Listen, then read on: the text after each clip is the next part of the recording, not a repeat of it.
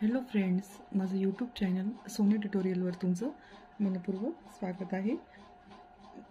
आज आपण FYBA GK आणि शिकचे IMP टॉपिक बघणार आहोत। प्रश्न उत्तर जी की आपल्याला परीक्षेला उपयोगी मिळतील। त्याआधी जर तुम्ही माझ्या चॅनलवर नवीन असणार तर चॅनलला सबस्क्राईब नक्की करा आणि व्हिडिओ आवडला तर लाईक शेअर कमेंट करा। तर चला आज आपण अभ्यासाला सुरुवात करूया। त्याआधी मी तुम्हाला एक सांगू इच्छिते, पेपराच्या वेळेस तुम्ही प्रश्नांचे उत्तर व्यवस्थित लिहायचे, मनाच्या भाषेत लिहिले तरी चालतील, पण पेपर कोरा सोडू नका। आणि 1 ते 1.5 पेज तरी तुम्ही उत्तर लिहिलं तर तुम्हाला चांगले मार्क्स मिळतील आणि तुम्ही चांगल्या चांगल्या मार्कांनी पास होणार। तर चला मग आज आपण पहिला प्रश्न बघू, पर्यावरण म्हणजे काय। त्याचे मी पेज नंबर तुम्हाला याच्यात लिहून दिलेले आहे। पेज नंबर आहे 23। पर्यावरण म्हणजे काय, मी तुम्हाला त्याचे टॉपिक्स वाचून दाखवते, त्यानुसार तुम्ही ऐकल्याने किंवा वाचन केल्याने सुद्धा तुम्हाला त्याच्यावरती मनाच्या भाषेने उत्तर लिहिता येतील। तर हे बघा, दुसऱ्या लेसनमधलं प्रश्न आहे पर्यावरण आणि प्रदूषण। याच्यामध्ये आपल्याला त्यांनी प्रश्नपत्रिकेत विचारलं आहे की पर्यावरण म्हणजे काय, त्याच्यावरती आपण टॉपिक्सवर उत्तर बघू। त्या प्रश्नाचं हवा, पाणी, जमीन, वनस्पती, पशु पक्षी, कीटक, माणूस सर्व मिळून पर्यावरण बनत असते।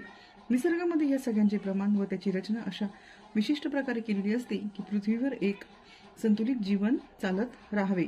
अनेक कोटी वर्षापूर्वी जेव्हा माणूस, पशु पक्षी, कीटक, जंतू पृथ्वीवर जन्माला येऊ लागले तेव्हापासून निसर्गाचे हे चक्र अखंड आणि सुरळीत रीतीने चालत आले आहे।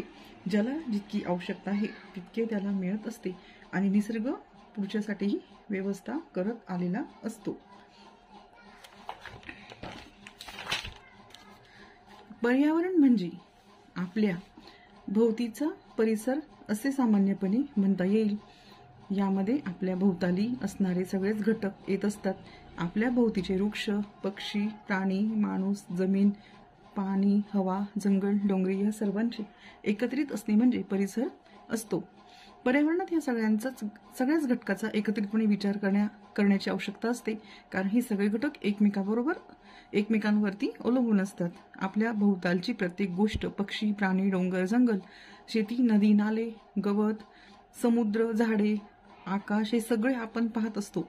त्याचप्रमाणे न दिसणारी परंतु वातावरणात असणारी हवा आपल्याला जाणवत असते, पण त्याच्याही पलीकडे जाऊन आपण शोध घेतला तर आपल्याला नवनव्या आपण पूर्वी कधीही न पाहिलेल्या गोष्टी दिसू लागतात।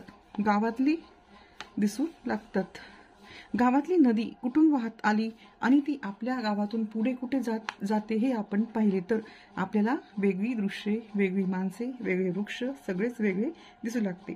वेगळे म्हणजे नव्याने नेहमी पाहतो त्यापेक्षा वेगळे आपण अनुभवत असतो। म्हणजे नवा परिसर असलेल्या ठिकाणी आपण जातो, हा त्या ठिकाणचा परिसर वेगवेगळा असतो। त्या परिसरातल्या सर्व सजीवाचे एकमेकाशी वैशिष्ट्यपूर्ण संबंध असतात। आपण त्या परिसरात राहिलो तर आपलाही इतरांशी संबंध येत असतो।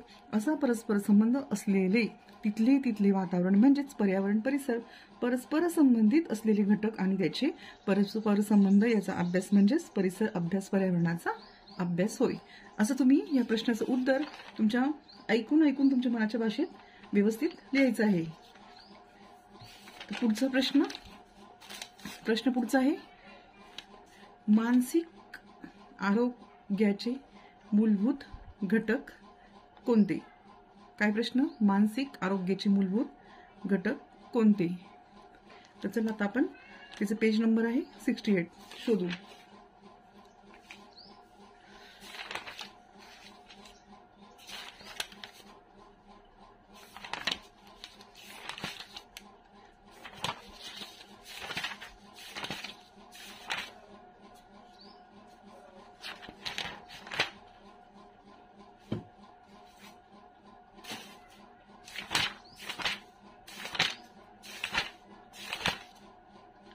हे बघा, मानसिक आरोग्याचे मूलभूत घटक।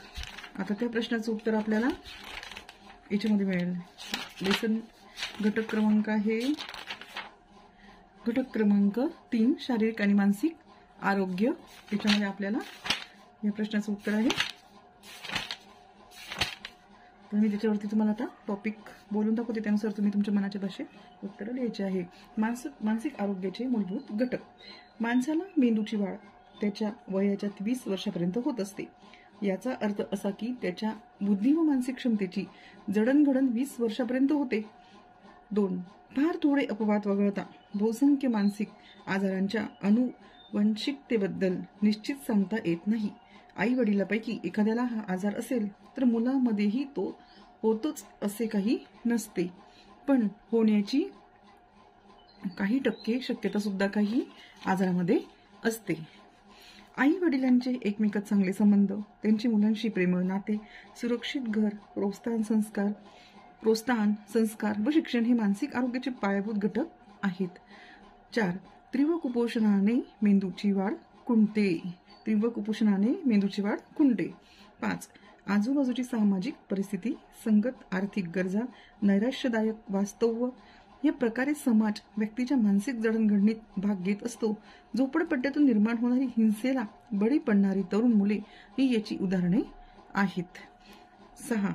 शारीरिक कारणामुळेही मानसिक असंतुलन होते. उदाहरणार्थ आयोडीनची कमतरता, अपघात, गुप्तरोग, सिफिलिस यासारख्या अनेक शारीरिक आजारामुळे मानसिक आजार होतात. मेंदूतील विशिष्ट स्रावाच्या असंतुलनामुळे काही मानसिक आजार होतात. हे झाले मानसिक आरोग्याचे मूलभूत घटक. हे तुम्ही ऐकून मनाच्या भाषेत उत्तर व्यवस्थित लिहायचे आहे. आता प्रश्न आहे पुढचा 3. हक्क म्हणजे काय? तर पेज नंबर आहे त्याचं एक घटक 1 मानवी हक्क. याच्यामध्ये हक्क म्हणजे काय आहे त्याचा आपल्याला टॉपिक बघायचा आहे. मानवी हक्क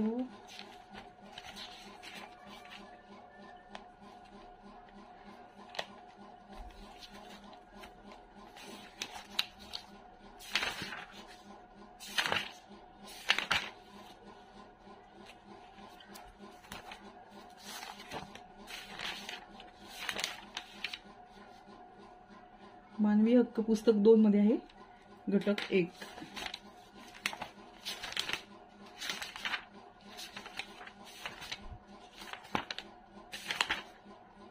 हे आहे मानवी हक्क.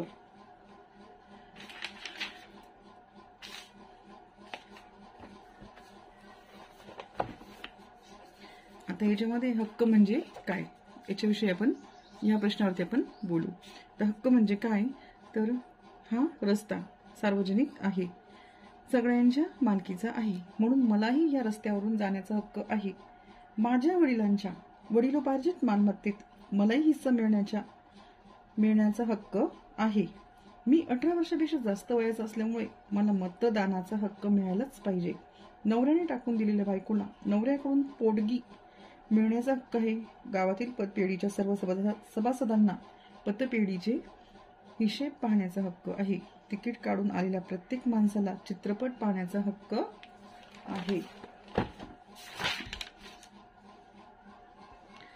अशा रीतीने हक्क शब्दांचा वापर आपल्या बोलण्यात आपण नेहमी करतो. हक्क म्हणजे अधिकार. मला जे मिळणे न्याय असेल ते मिळणे हा माझा हक्क आहे. जे दुसऱ्या एखाद्याला मिळण्याचा अधिकार असेल तर तो त्याचा हक्क आहे असे आपण म्हणतो. एखादी गोष्ट आपल्याला मिळावी अशी इच्छा निर्माण झाली की ती मिळण्याचा हक्क प्राप्त होत नाही. ती आपल्याला मिळणे योग्य असावे लागते, न्याय असावे लागते. तसंच केवळ प्रेमाखातर, लोभाखातर, सहानुभूती किंवा अनुकंपा म्हणून किंवा दान म्हणून जे काही एखाद्याला मिळते तो त्याचा हक्क असत नाही. हक्क शब्दाचा सामान्य अर्थ म्हणजे जे मिळण्याचा त्या व्यक्तीचा अधिकार इतरांनी मान्य केला आहे व ज्या अधिकाराच्या रक्षणासाठी कोणती तरी शक्ती आहे त्यालाच हक्क असे म्हटले जाते. मग ही शक्ती समाजात रूढ झालेल्या संकेताची, रूढीची, धार्मिक नियमाची, अगर नीती तत्वाची असेल किंवा ती शक्ती शासनाची असेल. हक्क जोपर्यंत इतरांना मान्य असत नाहीत, अगर एखाद्याने दुसऱ्याचा अधिकार अमान्य केल्यास त्याच्या विरुद्ध उपाययोजना करण्याची शक्ती असलेली एखादी यंत्रणा नसेल त्या हक्कांना फारसा अर्थ उरत नाही. आता इथं आपल्याला फक्त हक्क म्हणजे काय विचारलेले आहे म्हणून आपलं उत्तर इथपर्यंत आहे. आणि हक्काचे जर कधी प्रकार विचारले तर मग आपण खालच्या टॉपिक्सवर बोलू शकतो, पण आपल्याला फक्त प्रश्नामध्ये हक्क म्हणजे काय एवढंच विचारलंय, म्हणून आपलं उत्तर इथपर्यंत आहे. आता पुढचे प्रश्न किंवा टॉपिक पुढच्या व्हिडिओमध्ये घेऊ. इथे आपण थांबू.